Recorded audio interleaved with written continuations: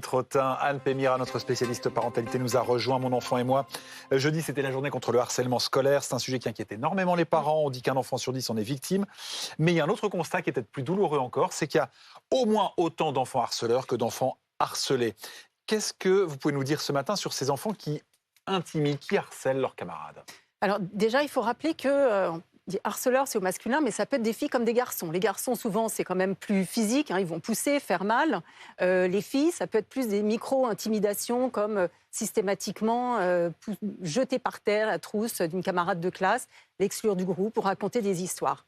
Petit quand même fait intéressant, c'est que les garçons entre 13 et 15 ans sont souvent ceux qui ont les cas les plus graves quand même sur le harcèlement. Alors, ces enfants, qu'est-ce qu'ils ont derrière? C'est souvent manque de confiance en soi, ça peut être l'envie de s'imposer dans un groupe. Et fait intéressant, souvent, ce sont des enfants qui ont été harcelés qui deviennent après harceleurs. Ouais, c'est terrorisant pour un parent, mais qu'est-ce qu'on peut faire quand on découvre que son enfant harcèle d'autres enfants à l'école? Alors, c'est souvent difficile à accepter, donc il faut le surmonter, mais surtout, il faut agir. Agir auprès de son enfant, lui parler, lui demander comment il va changer les choses.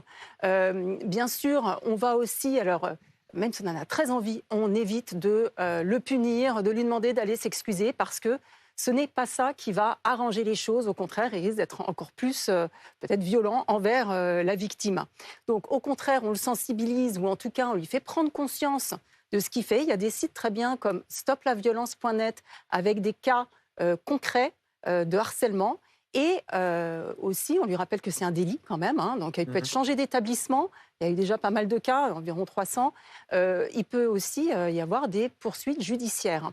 Et enfin, pour montrer aussi à l'enfant qu'on ne transigera pas, on lui dit qu'on retournera auprès de l'établissement là où a lieu le harcèlement pour dire que le parent ira directement vérifier que les choses se sont arrangées.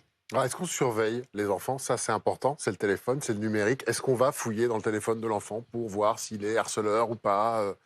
Alors, si on soupçonne quelque chose, je pense que oui, c'est de la responsabilité du parent de le faire, puisque derrière, à nouveau, il y a un autre enfant potentiellement qui souffre. En tant que parent, on donne des outils comme un téléphone, l'accès à Internet, et donc on doit s'assurer que son enfant l'utilise de façon raisonnable, responsable.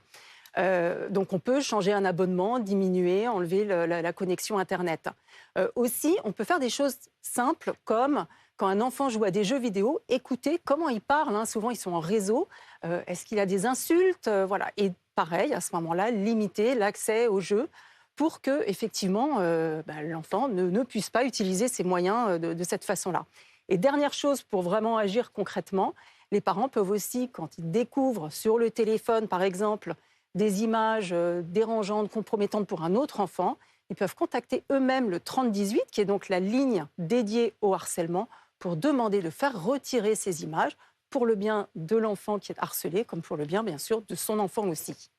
Merci beaucoup, Anne, pour toutes ces explications.